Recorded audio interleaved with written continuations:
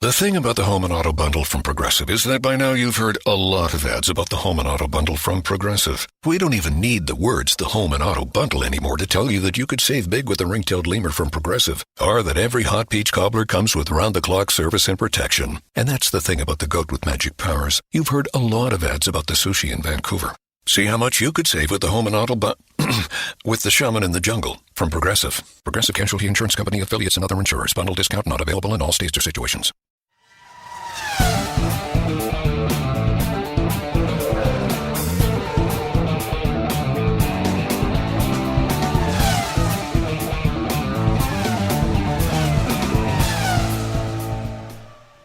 Hey guys, once again it's time for this week's episode of the Inside Line Formula One podcast. Now I know some of y'all are pretty upset because there's no Formula One this weekend, but guys, don't worry, we're here and the podcast is here to sort you guys out. Yes, welcome to this week's episode of the Inside Line Formula One podcast. And these days, much like lots of other days, we just love recording our podcast so much that we just end up being in the studio whenever we find interesting stories to talk about. So you'll actually find us popping up in your podcast app twice a week sometimes. You guys are welcome. The more the merrier, I guess, Kunal. Indeed, yes. And also, by the way, thank you so much for recommending Hubhopper to me last week. I really like the app and the interface. Thank you. Yes, I had Sudeep writing in to me as well. So about Hubhopper, it is India's very own podcast app. It has a large directory comprising of thousands of unique shows and stories from every imaginable genre. And you can definitely listen to the Inside Line F1 podcast on Hubhopper, and that's like Hubhopper on iTunes and the Google Play Store. Guys, I've been using it since last week and I really like it. So here's my recommendation to all our listeners. You know the drill, guys. Download, use, review, share. And also, given my love for travel, I would absolutely recommend the Musafir Stories for all of y'all eager to hear a podcast that's about travel. In addition to the Inside Line Formula One podcast, of course. So I am going to start this episode by talking about Nico Rosberg. We talk about Nico Rosberg still on the podcast? Who's that? He has done a lot to keep himself relevant, and now he has actually started his own podcast as well. It's called Beyond Victory. So there's Beyond the Grid, which is by Formula One, and now there is Beyond Victory by Nico Rosberg. And I imagine that if Kimi Raikkonen were to start his own podcast, which I doubt that he ever will, I think Raikkonen would call it like Beyond Formula One or something like that. Yeah. So, Kunal, are you ready to get me talking about Kimi Raikkonen already, Kunal? This early in the episode? Well, no, not just yet. But here's welcoming Nico Rosberg to the world of podcasts. And here's also wishing him all the best. Because Nico and Formula One having their own podcasts is certainly increasing the size of the podcast pie for all of us. I actually remember that Nico Rosberg was the first driver to join us on the Inside Line Formula One podcast.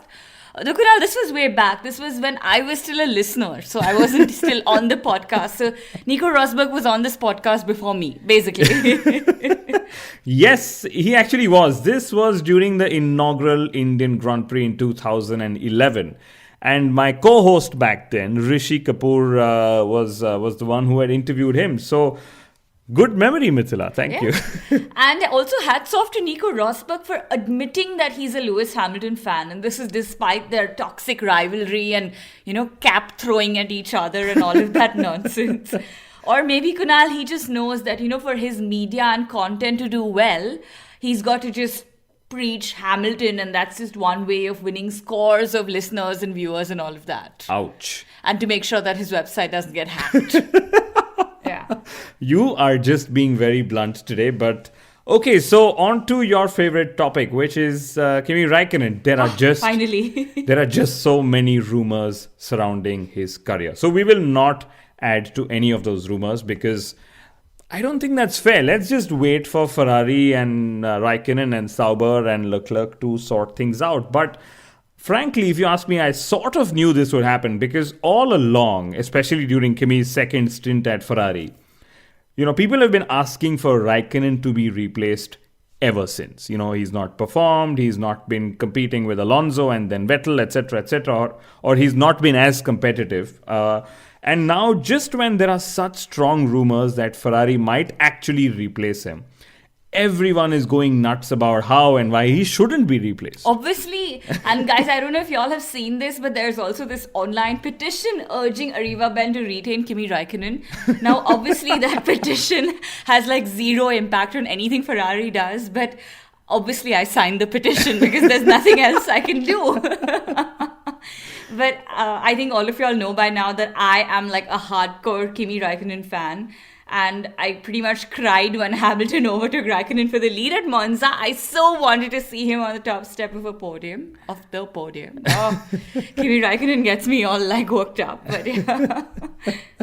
Well, people have been saying that Raikkonen's performances in 2018 merit a renewal. And if you ask me, I somewhat disagree. I mean, yes, Raikkonen has been quicker in 2018 than he has been in the previous few seasons, and there is actually no doubt about that. But let's also remember he's made several errors, especially in qualifying, and just that our focus has been just so much on Sebastian Vettel and his title challenge that we tend to oversee Kimi Raikkonen's mistakes. I mean, that said, even Sebastian Vettel has made mistakes, and a lot of them this season. Yeah, and still Ferrari is obviously going to retain Sebastian Vettel, and I wonder sometimes if they'll ever let him go,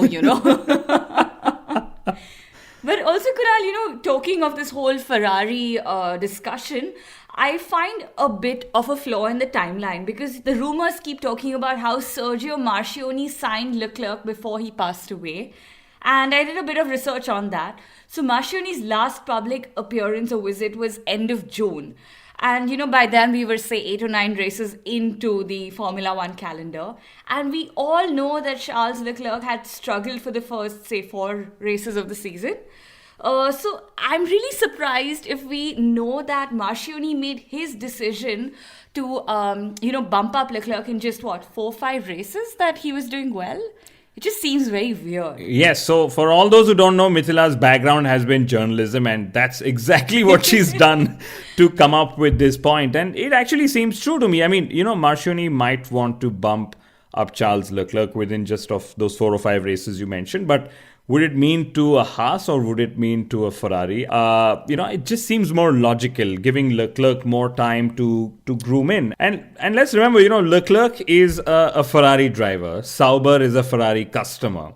And the rumors that were doing the rounds said that despite Ferrari wanting to retain Raikkonen, they were unable to do so because of, Marchionne having already signed Leclerc, to drive for Ferrari. But this also doesn't make the cut for me because this is Formula 1 and we've long seen that driver contracts are actually a piece of paper at best. Yeah, we should just ask Yado Vandergaard about that. But frankly, I'm glad you mentioned because he had his issues with Sauber as well. Yeah. So.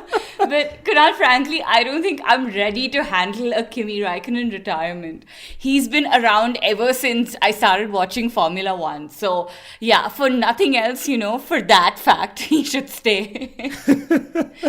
I would wish for Kimi Raikkonen to stay as well, but also with this whole thing that, Leclerc probably needs much more time to groom himself. And let's not be in a hurry. I mean, ever since Red Bull Racing promoted Max Verstappen to the Red Bull Racing team from Toro Rosso, it seems that everyone's in a hurry to put like a really young driver in the car and, put all the pressure on the driver to win races and championships.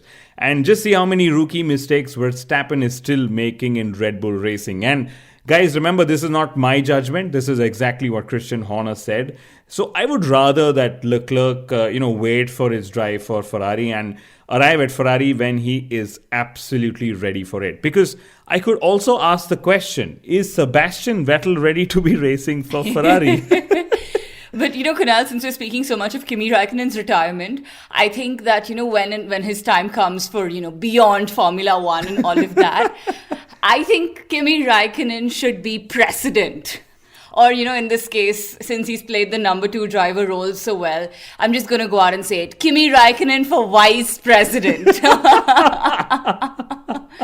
Ouch. And I think we know after seeing Donald Trump that you don't really need qualifications to be president or whatever. So vice president, no problem for Mr. Raikkonen. And I feel Kimi Raikkonen would be able to pronounce the word anonymous better than Donald Trump. But or imagine him at like press conferences, like when he wants to diplomatically sidestep. Wow.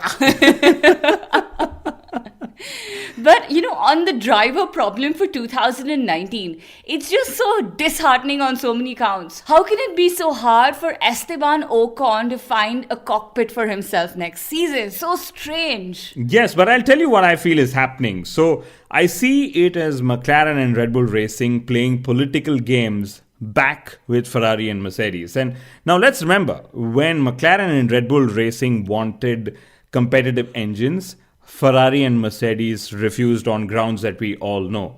And now when Mercedes wants to place Ocon, who's their junior driver, in one of the McLarens or Toro Rosso cars, we know why he is being refused to drive. It is karma coming to bite Mercedes back.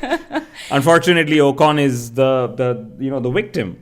But Kunal, unfortunately, I'm going to be that annoying person on this podcast going Raikkonen every third sentence. So here's Raikkonen again. Kunal, I'm wondering how can they not re-sign Kimi Raikkonen because he's become so popular on social media as well. He's on Instagram and Sebastian Vettel doesn't even have that. So the only Ferrari driver on Instagram.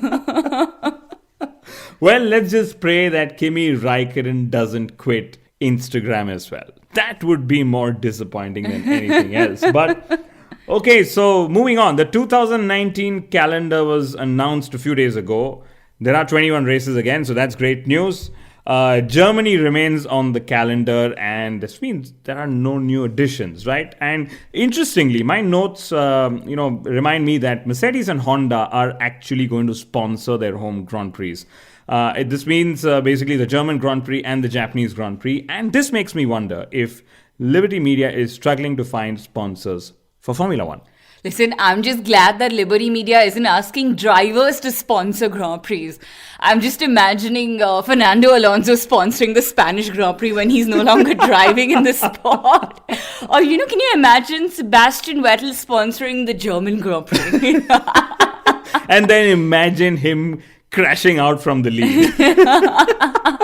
I think we are just evil, but... And then Lewis Hamilton will have to choose between, the American, the US Grand Prix or the British Grand Prix. We are so evil. I'm going to stop.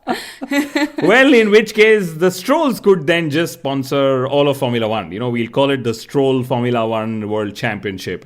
And that could be the only way Lance Stroll could win a Formula One World Championship.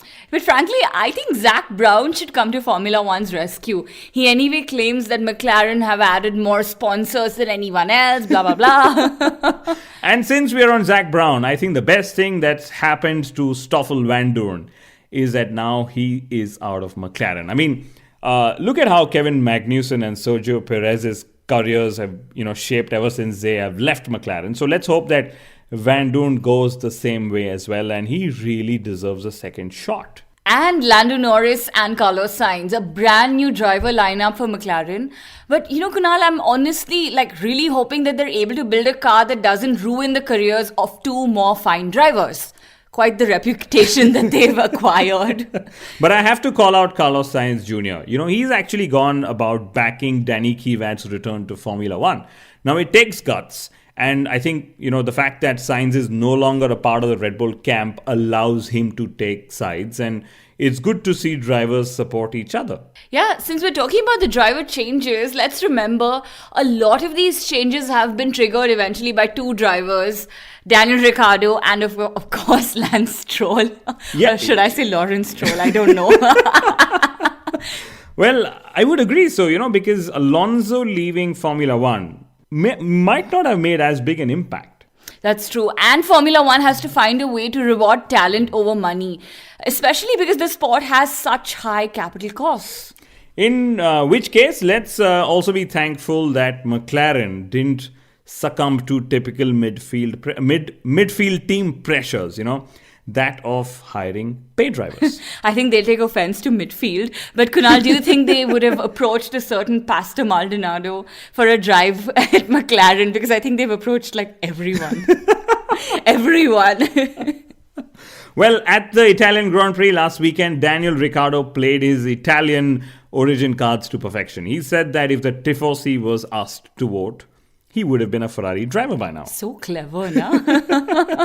And if the Tifosi were also put to vote, Ferrari would never quit Formula One because, the Tifosi exist because Ferrari exists in Formula One, etc., etc. But which actually reminds me that the new president of Ferrari, a gentleman whose name I do not remember right now, has actually backtracked on all of Ferrari's quit threats. Yay, thank you so much, Mr. President. And, Kunal, that just makes sense because this podcast is all about presidents and vice presidents. Max Verstappen has said that Renault's engine is 1 second off the pace, and I'm not sure where he's got these numbers from, but there's also reports that if in case Honda do not perform, Verstappen will be in a position to leave basis his contract. The whole performance clause, as they call it. But I think the bigger question here is who would allow Max Verstappen to be their teammate? Lewis Hamilton or Sebastian Vettel? Which reminds me, I think Bernie Ecclestone answered this question on Nico Rosberg's podcast. But irrespective, like I've said this before, Vettel's ability to deliver a championship to Ferrari this year will dictate, far more of his powers within Ferrari in the coming years. So let's see which way that goes. And by now, all of us know the math, guys. Sebastian Vettel is 30 points down on Lewis Hamilton, 7 races to go. And another stat that we all know that with 7 races left last year, Hamilton actually led Vettel by 3 points. But this year, Ferrari has the fastest car and Hamilton leads by 30 points. Where did it all go so wrong? My concern more is not the number 30, but the number 7. I can't imagine that 2018 is almost coming to an end. Ouch. Let's not talk about that. I can't handle it. Okay, so Sebastian Vettel and Lewis Hamilton aside, Force India would have actually been 4th in the Constructors' Championship had they kept all their points from earlier in the season. Yeah, and I was also reading Gunther Steiner's statements on Force India's prize money status. And he himself said that it was way too confusing for him to know what was actually happening. So, not just the rules and regulations, but even the finances of Formula One is confusing. And imagine, how confusing it is if a team boss himself is saying so as well. Yeah. Kunal, another driver that I also really wish to talk about is Valtteri Bottas because, no one's talking about him, poor guy. Other than Toto Wolff, actually. Yeah. And strangely enough, he's yet to win a race this season. And obviously, I know he's had some bad luck in the first half, but winning a race in the second half of the season is only going to get tougher. Or like Bottas said, the only way he can win a race in the second half of the season is actually if Lewis wraps up the driver's title.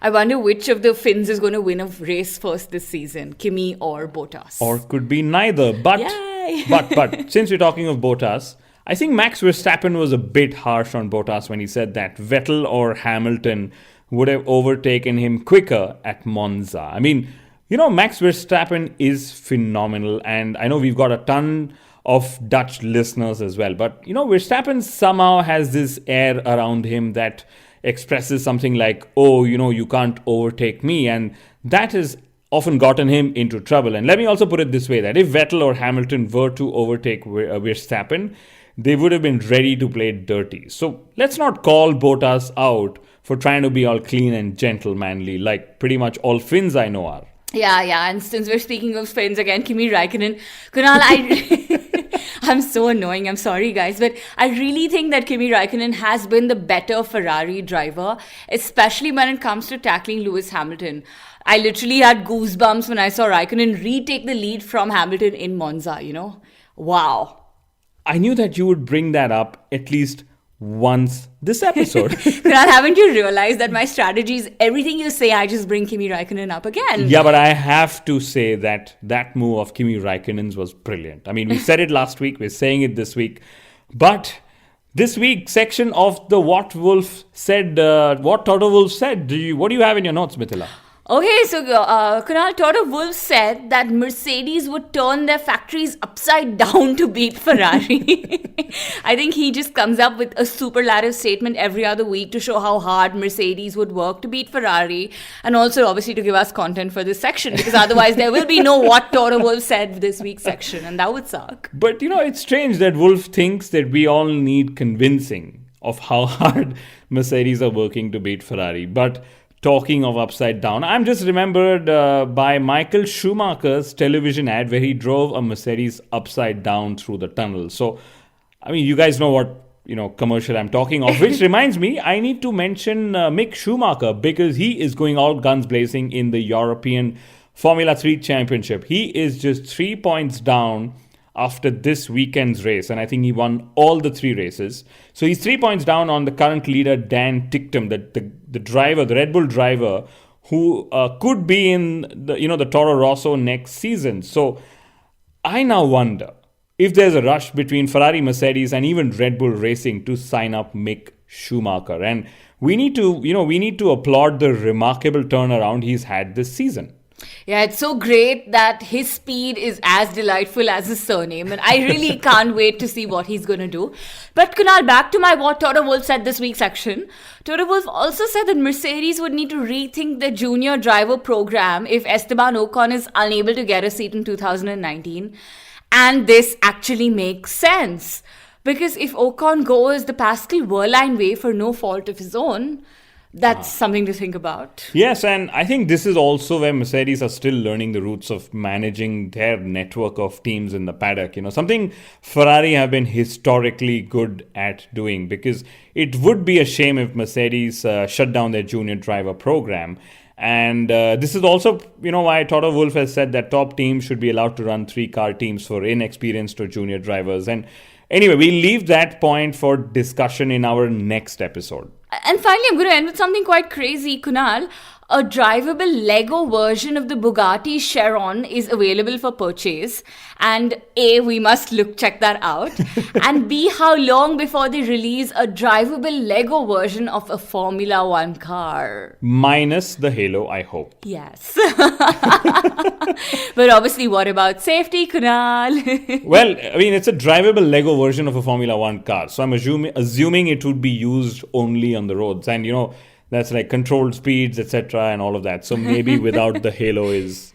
Yeah, can you imagine what would happen if Max Verstappen had a drivable Lego version of his Red Bull racing car at his disposal in an actual Formula 1 race? That would be a crazy Red Bull racing gimmick though, huh? For marketing. Trust them to pull it off, if at all. But on that note, ladies and gentlemen, thank you so much for tuning in.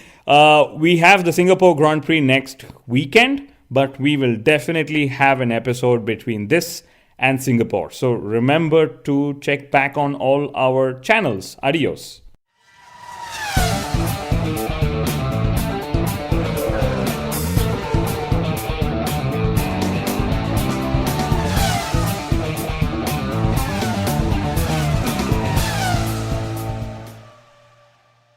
It's Sierra, new ambassador for WW, Weight Watchers Reimagined. The new My WW Plus, our most holistic program ever, helps you tackle the many elements that contribute to weight loss with tools to plan meals and get you moving. Join today with a limited time offer at WW.com.